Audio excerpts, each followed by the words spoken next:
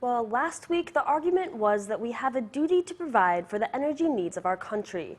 This week, what about our duty to protect our families in a land with the second greatest species diversity in the world? Watch this for the case against the Atlantic Coast Pipeline.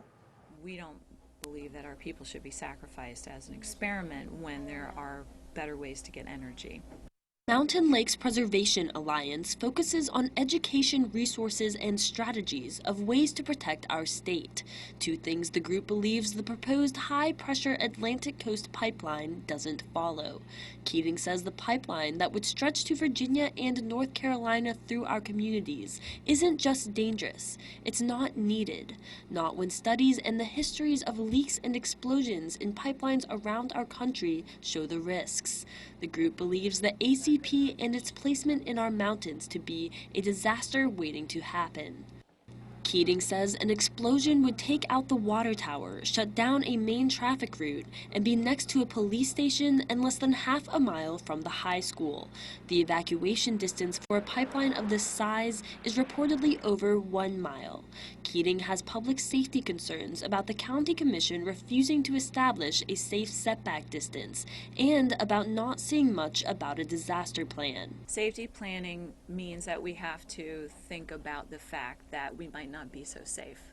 But it's not just public safety or environmental concerns, such as methane emissions or water contamination, that are the only arguments against the pipeline. It's that we have other options. Keating says these would provide more long-lasting jobs than the pipeline would, which she says would create a boom of jobs and then a bust. We have to reclaim these communities because they have been left high and dry by an industry that used them for their resources and then pulled out. West Virginians have lived too long under the specter of extractive industry. People coming in from out of state, taking what we have, sending it out of state, sending it offshore, sending it elsewhere, making a profit, and what do we have to show for it? She says alternative energy and energy efficiency would create jobs in production and installation and move us toward a safer future. You can see that money is being valued over public safety, and we really need to change that paradigm and look to the future. We want safe, clean energy and safe jobs for West Virginians, and we can do that.